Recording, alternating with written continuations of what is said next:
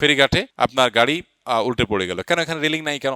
এখানে একটা ভালো রেলিং কেন ছিল না? এই রিস্ক এখন হয়েছে, আরো আগে হতে পারতো, পরে আবারও হতে পারে। দুর্ভাগ্য আমাদের, এগুলোর জন্য কোনো মানুষকে দায়ী করা হয় না। পৃথিবীর কোনো দেশে কালচার আছে কিনা আমি জানি না, যে একের পর এক দুর্ঘটনা ঘটে আর মানুষ মারা যায়, আমরা হাউচাস করি, এর জন্য কারো মৃত্যুদণ্ড হতে দেখি না।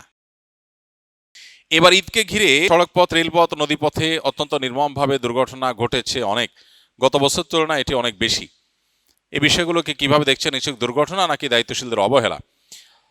দেখুন, ঈদ এবং বড় বন্ধে দুর্ঘটনা আমাদের দেশে নতুন না, কখনো হয়তো বেশি, কখনো হয়তো কম। এই ঘটনাগুলো আমাদের মৌলিক এবং বড় একটি সমস্যা সেটাকে ইঙ্গিত করে এবং চিহ্নিত করে। সেটা হলো আমাদের গুড গভর্নেন্সের অভাব, সুশাসনের অভাব। ঢাকা থেকে ঈদের বন্ধে মিলিয়ন মিলিয়ন মানুষ, লক্ষ লক্ষ মানুষ বের হয়ে যায়, বরং কোটি মানুষ বের হয়ে যায় গ্রামে। এই যে মানুষগুলো যায় গ্রামে, এত লাখ বরং কোটি মানুষ যে শহর থেকে গ্রামে যায়, এত মানুষের যাওয়ার জন্য পর্যাপ্ত গাড়ি এবং সেরকম প্রশস্ত রাস্তা, সেরকম ব্যবস্থাপনা আমাদের দেশে আছে না নাই? নাই। তো যেহেতু নাই, সেহেতু এই মানুষগুলোকে সার্ভিস দেওয়ার জন্য বা এই চান্সে কিছু উপার্জন করার জন্য নষ্ট গাড়িটাও রাস্তায় বের হয়। ড্রাইভার একা কত ট্রিপ দিবে, দিতে দিতে দু চারটা ট্রিপ হেল্পার দিয়েও দেওয়ায়। কারণ মানুষ আছে, যাত্রী আছে, গাড়ি নাই, হেল্পার নাই, ব্যবস্থাপনা নাই, তো ভাঙা বা নষ্ট গাড়িও রাস্তায় বের হয়ে আসে। এক্সপার্ট লোকের পাশাপাশি আনায় লোকও বের হয়ে আসে, ফলশ্রুতিতে দুর্ঘটনা ঘটে। আর অনেক কিছু আছে, সবগুলো মিলে দুর্ঘটনা ঘটে। এই যে দুর্ঘটনাগুলো ঘটে, এটা তো নতুন না, প্রতি বছরই হয়। আমরা গা সওয়া হয়ে গেছি, দেশটা স্বাধীন হয়েছে 50টা বছর হয়ে গেছে। এই শুধু একটা সেক্টরের কথা আমরা এখন বলছি, যদিও কোন সেক্টরটাতে আসলে আমরা দেখাবার মতো উন্নয়ন ঘটাতে পেরেছি যে হ্যাঁ আলহামদুলিল্লাহ এদেশে খাদ্যের কোনো সংকট নাই, নিরাপদ খাদ্যের কোনো সংকট নাই।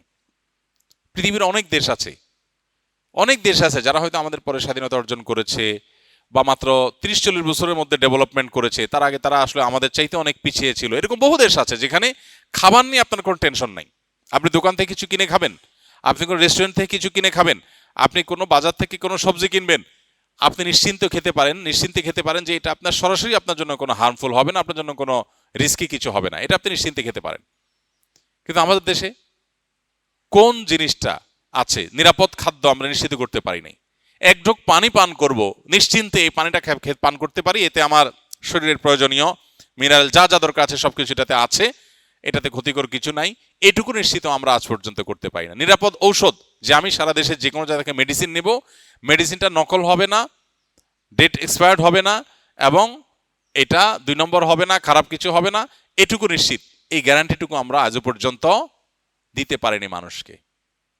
কোন জিনিসটাতে আমরা আসলে খুব ভালো কিছু করতে পেরেছি? এটা আমাদের দুর্ভাগ্য ছাড়া কিছুই নয়। আমরা আল্লাহ তাআলার কাছে যেমন ইস্তেগফার করা দরকার, সেই সাথে আমি মনে করি যে আমাদের এই সব সংকটের সমাধানে অনেকে অনেক ভালো ভালো আইডিয়া দিতে থাকেন, অনেকের কাছে অনেক ভালো আইডিয়া আছে, সবগুলো নির্ভর করে গুড গভর্নেন্স বা সুশাসনের উপরে।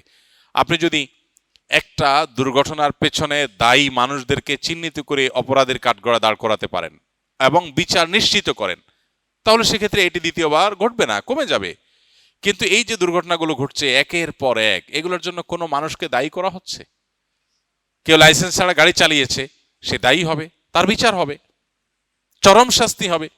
মিডল ইস্টের কোনো কোনো দেশে আছে, লাইসেন্স ছাড়া গাড়ি চালিয়েছেন, দুর্ঘটনা হয়েছে, কেউ মারা গেছে, আপনার মৃত্যুদণ্ড হবে, কারণ আপনি মানুষ খুন করেছেন। আপনার অনুমোদন নাই রাস্তায় বের হওয়ার, আপনি বের হয়েছেন, এরপরে মানুষ মারা গেছে মানে আপনি খুন করেছেন, আপনার মৃত্যুদণ্ড বা চরম শাস্তি আপনার হবে। এই যে আপনার অপরাধ দমনের জন্য সেরকম আইনের শাসন প্রয়োগ, সুশাসন, নিয়ম শৃঙ্খলা প্রতিষ্ঠা, এই জিনিসটা যদি না হয় তাহলে এই পরিস্থিতিগুলো আসলে কখনো আমাদের দেশে কমবে না, ভালো হবে না। তো এই বছর তুলনামূলক অনেক বেশি হয়েছে, সন্দেহ নাই। এটা সংশ্লিষ্ট যারা আছেন তাদের দায়িত্বশীলতার জায়গাকে আরো অনেক বাড়িয়ে দেয়। কেন অনেক বেশি হলো, ত্রুটির জায়গাগুলো কোনটা সেটা চিহ্নিত করে সেগুলোকে রিকভার করার চেষ্টা করা দরকার। আল্লাহ রাব্বুল আলামিন আমাদের এই ছোট্ট ভূখণ্ডকে বাসযোগ্য করে দিন। আমরা বের হওয়ার সময় জীবন মৃত্যুর ভয় আতঙ্ক নিয়ে আমাদের বের হতে হয়।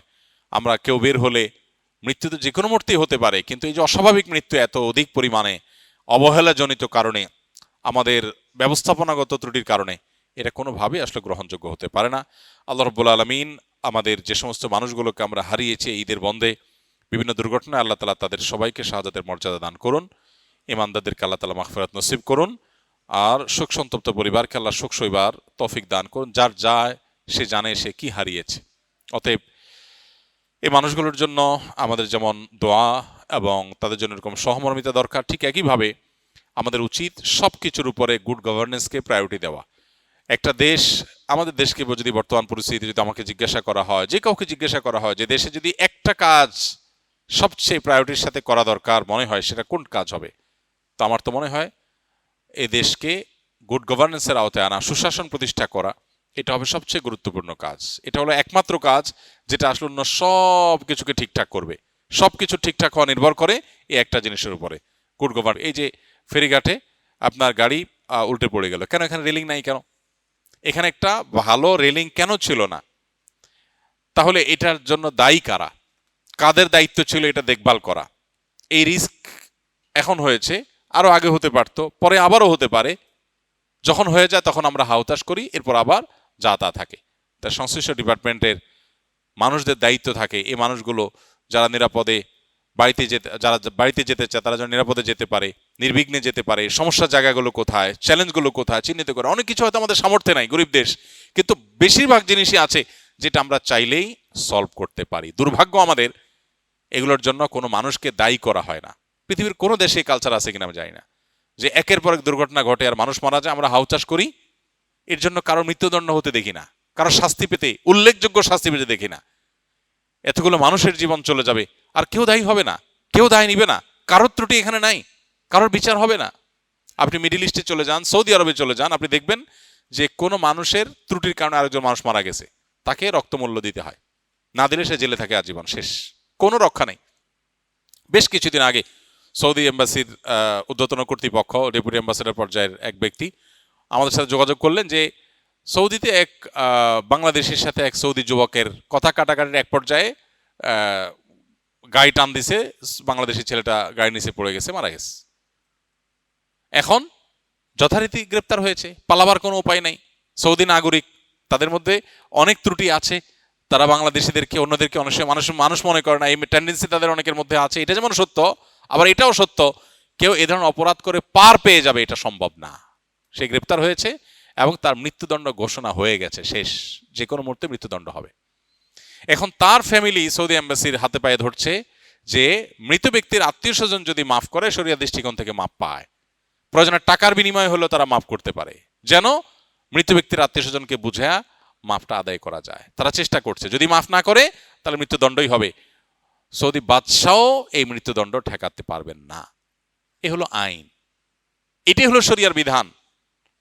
এখন আমাদের দেশে অর্ধশত মানুষ মরে যাচ্ছে, কিন্তু এর জন্য একটা মানুষেরও মৃত্যুদণ্ড হবে না, একটা মানুষও চরম শাস্তি হবে না, বা একটা মানুষেরও দায় নিতে হবে না। তাহলে একই ঘটনা আবার ঘটবে। আজকে কেউ সাফার করেছে, কালকে আপনি, পরশু আমি, আমার আত্মীয় আপনার আত্মীয়, এই তো। এই জন্য এই দেশে সুশাসন প্রতিষ্ঠার চাইতে গুরুত্বপূর্ণ আর কোনো কাজ নাই। দুর্নীতি বন্ধ, অনিয়ম বন্ধ, আইনের শাসন, আইনের প্রয়োগ, চোখ না দেখে, ব্যক্তি চেহারা না দেখে উপযুক্ত লোককে উপযুক্ত জায়গা বসানো, দলীয় বিবেচনার ঊর্ধ্বে উঠা, এক কথায় রাষ্ট্রের প্রয়োজনকে সবকিছুর উপরে অগ্রাধিকার দিতে পারা। এই কাজটা যদি করা না যায়, সুশাসন যদি প্রতিষ্ঠা করা না যায়, তাহলে এই দেশ কোনোদিন আগাবে না। 5 বছরে কোনো সরকার যদি শুধু একটা কাজ করতে পারে, সুশাসন প্রতিষ্ঠা, আইনের শাসন প্রতিষ্ঠা এবং যথাযোগ্য মানুষকে যথাযোগ্য জায়গায় বসানো, সকল দলীয়, গোষ্ঠীগত, গোত্রগত যে সমস্ত দুর্বলতা আছে, সীমাবদ্ধতা আছে, এগুলোর ঊর্ধ্বে যদি কেউ উঠতে পারে, তাহলে একটা দেশ, আমাদের দেশ এগিয়ে যাওয়ার জন্য আর কিছু লাগবে না। একটা জিনিসই যথেষ্ট ইনশাআল্লাহ। প্রাইভেট সেক্টরগুলো যথেষ্ট ভালো কিছু করতে পারে, শুধু গুড গভর্নেন্স প্রতিষ্ঠা হলেই, ব্যক্তিগত প্রচেষ্টায় বা ক্ষুদ্র ক্ষুদ্র প্রচেষ্টায় দেশ সোনার দেশে পরিণত হতে পারে। আল্লাহ আমাদের দেশকে সেই জায়গায় যাওয়ার তৌফিক দান করুন।